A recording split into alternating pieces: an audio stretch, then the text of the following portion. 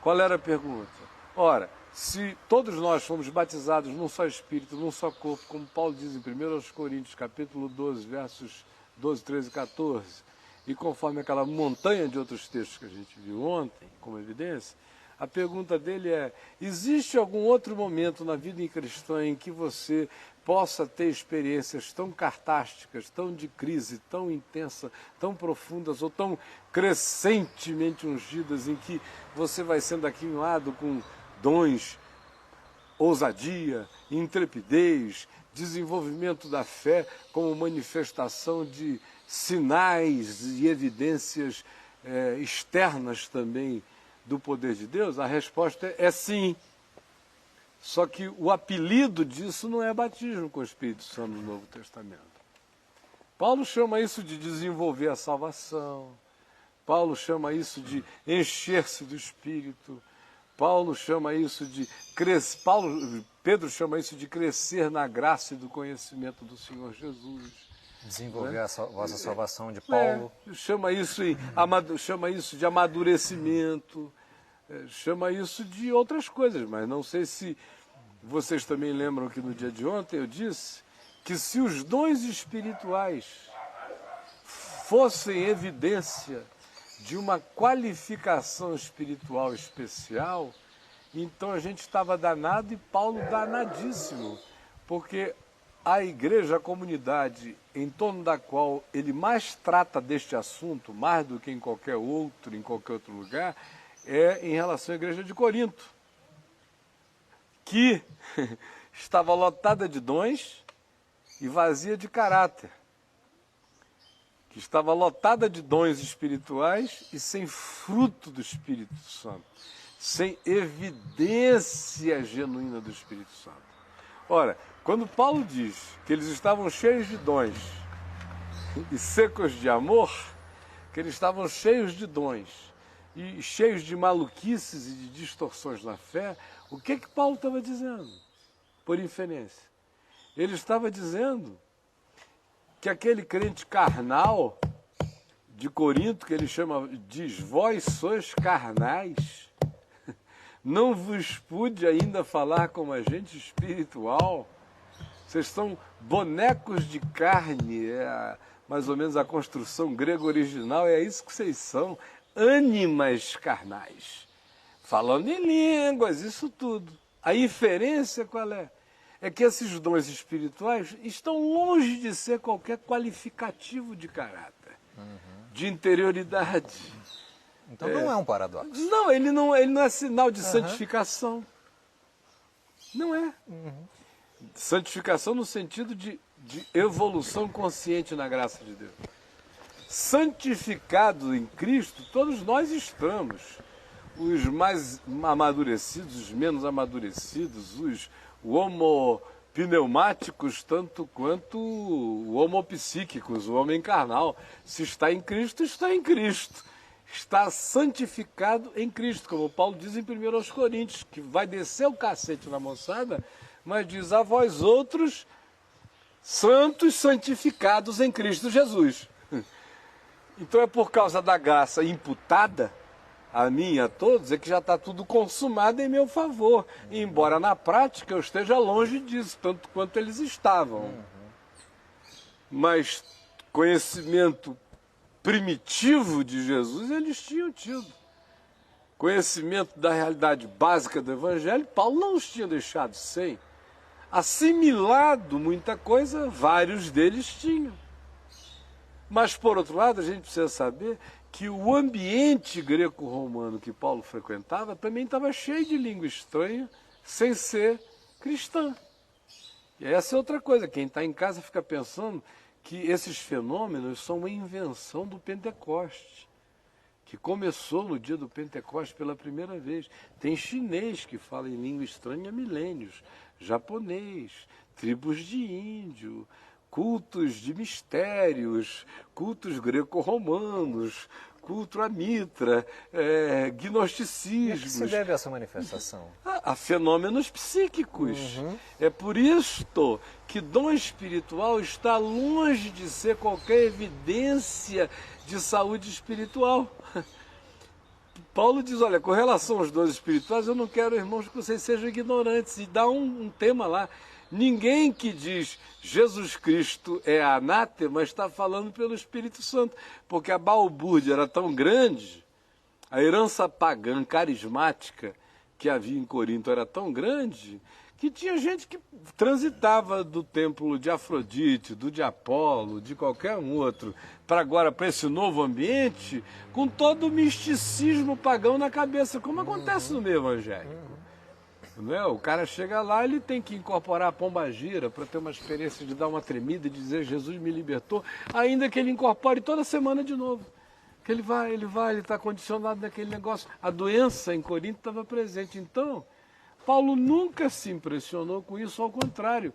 Ele manda exercer discernimento, porque ele é um dos que adverte sobre a operação sutil da mentira, do engano, travestido dessas coisas.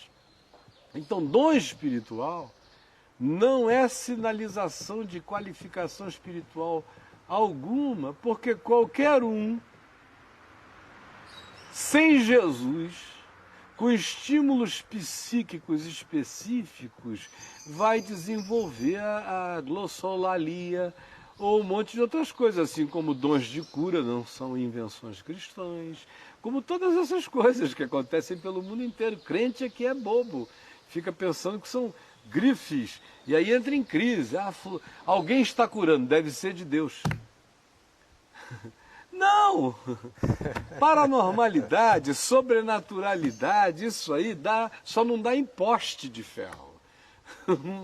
Mas pode dar em muitos lugares. Aqui perto de Brasília, a Badiânia, vem gente do mundo Deus, todo. João de aqui. Deus. O Discovery Channel está fazendo documentários sérios sobre o cara. É verdade. Porque ele é mais sério do que a maioria desses curandeiros evangélicos por aí. Do ponto de vista da fenomenologia constatável. A origem do fenômeno aí é outra história.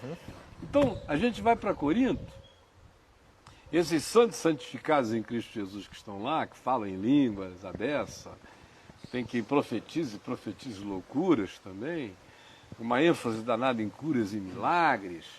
Por outro lado, era um pessoal que não buscava conhecimento, não buscava sabedoria, não buscava discernimento, não buscava os dons não marqueteiros.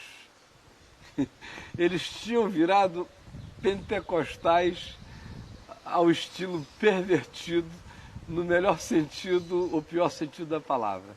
O negócio era falar em língua e não deixar nem ninguém ser ouvido num culto, tanto é que em 1 Coríntios 14, Paulo chega e diz, olha, parem com essa história, eu prefiro falar umas pouquinhas palavras em grego para vocês entenderem, do que milhões em outras línguas para ninguém entender.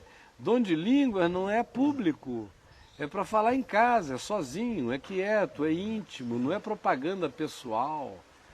Quanto mais íntimo for, quanto mais no secreto for, mais chance de ser genuíno será. Quanto mais a pessoa tiver a pulsão e a necessidade de dar esses gritos em línguas em público, pode ter certeza.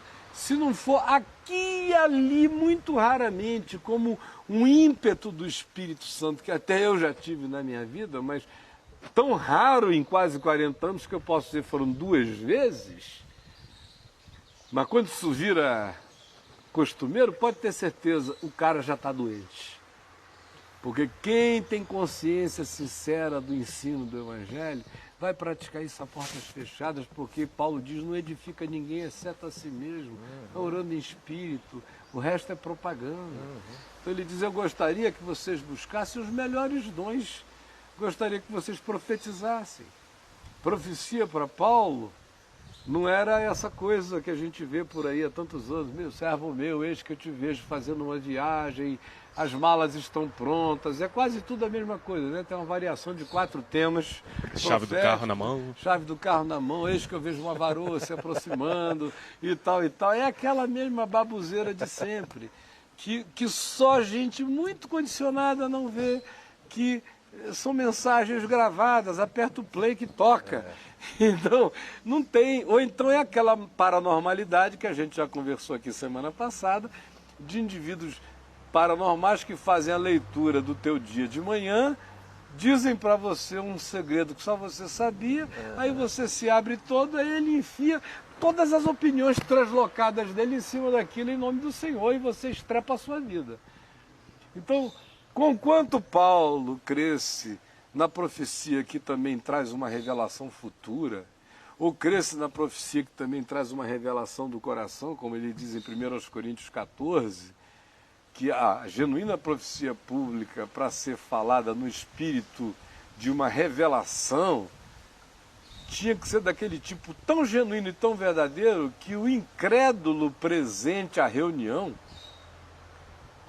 impactado pela revelação dos segredos do seu coração desconhecido a todos, caísse de joelho em terra prostrado, dando glória a Deus.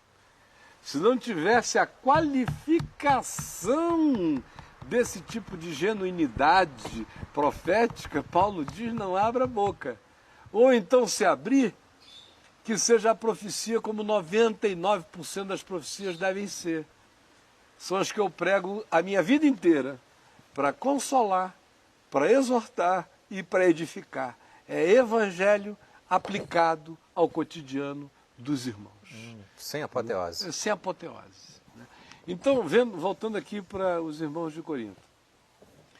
A gente começa ali, no capítulo 1, Paulo já fazendo queixa de como eles estavam extremamente impressionados pelas filosofias dos gregos ou pelo legalismo dos judaizantes. E Paulo diz, olha, a palavra da cruz é loucura mesmo.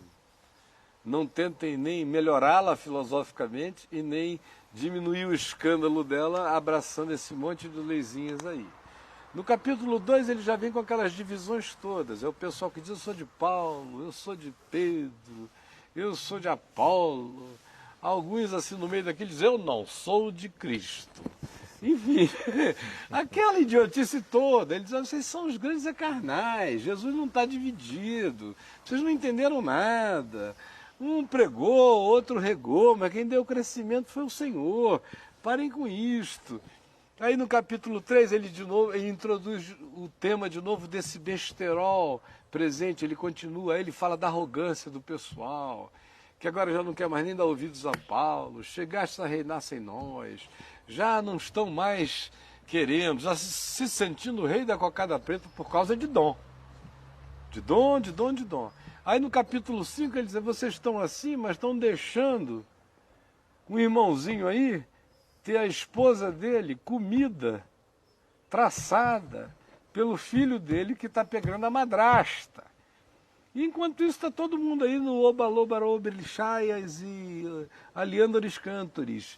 Mas o irmãozinho aí está sendo corneado pelo filho com a esposa e vocês estão fazendo vista grossa e brincando disso aí. Aí vem no mesmo capítulo 5, ele diz, eu antes disso para vocês não se associarem com os incrédulos deste mundo, ladrões, roubadores, pervertidos, desgraçados, não sei o quê. Mas o negócio está tão preto aí entre vocês que eu estou dizendo não se associem a esses que, se dizendo irmãos, são piores do que os de fora e que estão aí dentro. Será que vocês não têm discernimento para ver o que está acontecendo? Aí ele vai e continua. E vem no capítulo 7 aquela sucessão de problemas sobre casamento. Né? Gente mal casada, sendo obrigada a ficar casada com um cara que batia na mulher, que espancava a mulher, que isso e aquilo. Ele bota ordem naquela confusão familiar horrorosa. Ou aqueles pais surtados que disseram, Jesus está voltando amanhã, minha filha virgem não casa nunca mais. A garota já abrasada para cá, desesperada, ele vai equilibrando o negócio. Aí entra no capítulo 8 aquela exortação a alimentos sacrificados a ídolos, porque o pessoal atravessava a rua. Para vocês terem uma ideia, se fosse aqui, cidade de Corinto, a casa onde Paulo se reunia, dá uma viradinha, jovem, ali para o xing-ling do vovô e da vovó, se você conseguir virar para lá. A casa onde Paulo se reunia estava ali, ó, na muralha do xing-ling ali. E você andaria mais ou menos do xing-ling até a direção da minha casa ali na frente, jovem. Vira lá para casa, por favor, jovem. Lá para minha casa, lá. Na direção daqui para ali, você está no templo de Apolo. É pertinho assim. Um pulo. Enorme o templo do Apolo. Então, e ali na frente do templo do Apolo rolava também a feira, com todos os alimentos sacrificados aos ídolos que o pessoal levava para o templo de Apolo. Aí, o que acontecia? Tinha gente saindo da reunião comunitária ali, entrando direto nas reuniões, nos banquetes de fraternidade, dos alimentos sacrificados aos ídolos lá, Apolo e outros, comendo, bebendo, se embriagando, se fartando. O pessoal que tinha acabado de falar em línguas lá na reunião ali, um pouco antes, né? Aí, no capítulo 10, ele adverte o pessoal todo, diz, olha, lembrem dos israelitas, todo mundo foi batizado em Moisés, no mar, batizado na água da nuvem, todo mundo bebeu do mesmo Espírito, o texto que a gente leu aqui ontem, né? Todos, mas a maioria deles ficou caído no deserto, eles ficaram prostrados. Por quê, hein? Porque se entregaram à idolatria, se entregaram à orgia, à promiscuidade, à dissolução do ser, à amargura, à murmuração, a todas essas coisas que diluíram o ser deles, eles se perderam no caminho. Ora, essas coisas que foram ditas sobre eles são advertências para nós, sobre quem os fins dos tempos têm chegado. Abram os olhos.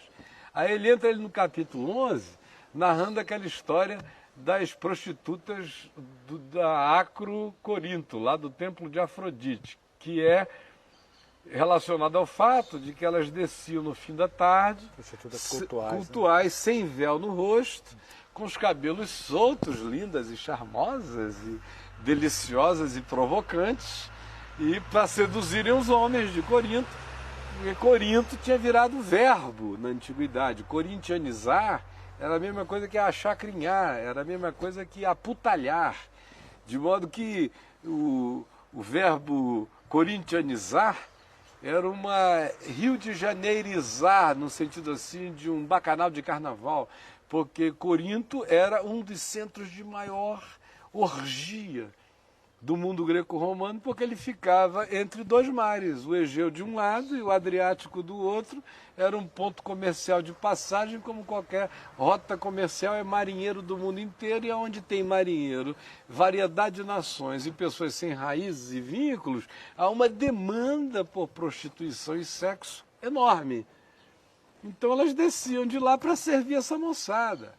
Aí as mulheres aqui de Corinto, algumas delas já tinham sido de lá, algumas acostumadas também a outras coisas, não resistiam à tentação e também saíam no mesmo espírito de carinha de fora. Aí é quando ele recomenda que elas usem véu no rosto, né? A gente não entende os contextos.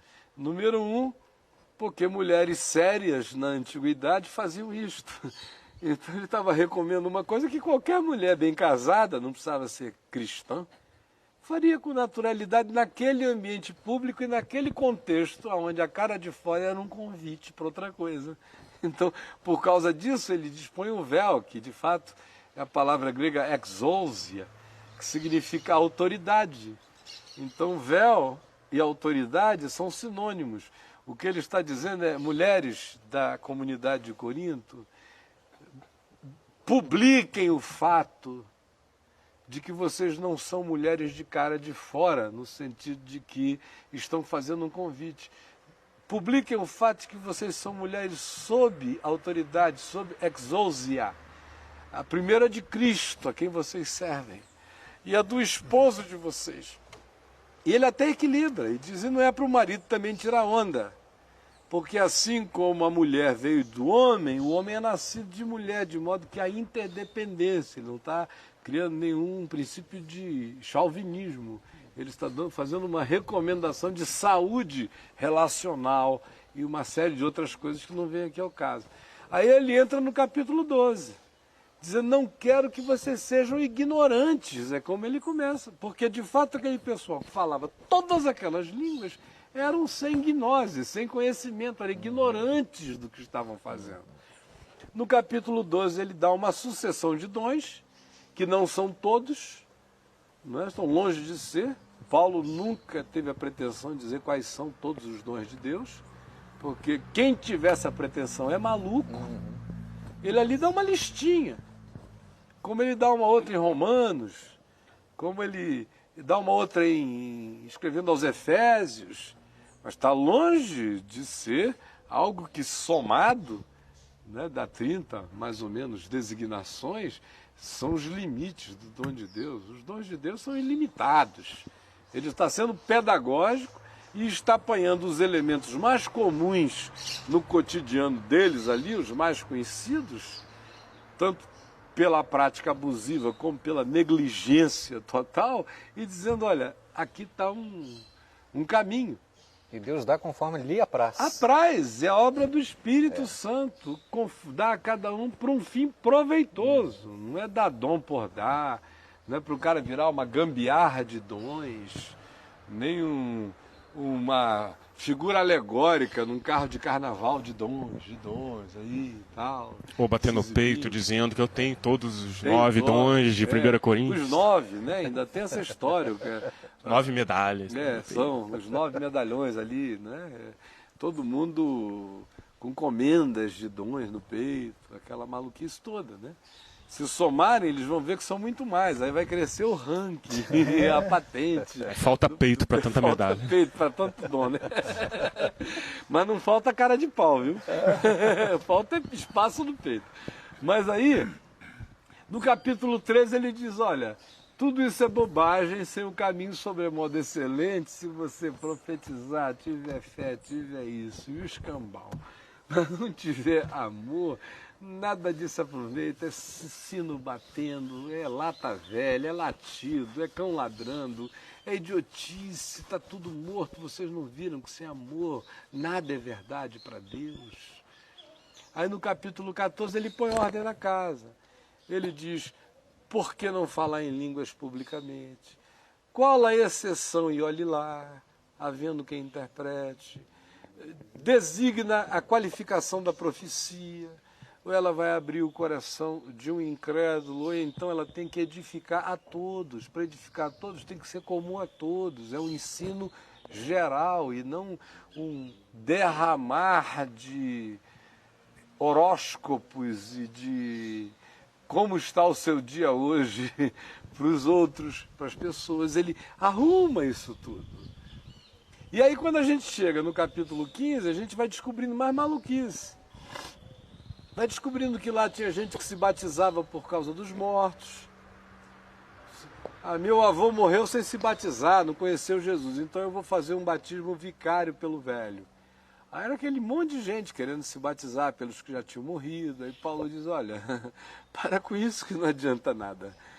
Havia entre eles aqueles que diziam que a ressurreição já tinha acontecido, que não ia haver nunca mais ressurreição de mortos. Aí Paulo diz, olha, se é assim nós estamos ferrados. E se é assim, até Cristo não ressuscitou.